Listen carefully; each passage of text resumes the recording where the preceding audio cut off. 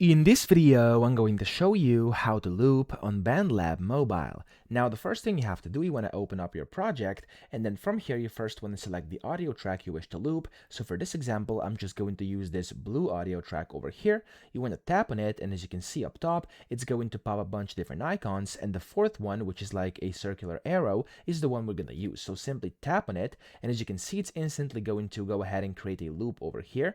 But if you want a certain amount of loops, you could use either the buttons at the bottom. So the first button will clear all the loops, the second one does 4 of them, the third one does 8, and then the fourth one does 16. Of course, you can go ahead and change this, so you could go like this, and then you can simply go to the very edge to the far right, and you can see like the loop icon on there on the track, and then you can go ahead and basically either like remove one loop like this, or you could go ahead and extend it and make as many loops as you wish. You could go ahead and just hold it like that, and it's going to make as many loops as you could possibly want. So that's basically how to create a loop. I hope this video helped you out. If it did, please subscribe to the channel and help me out as well.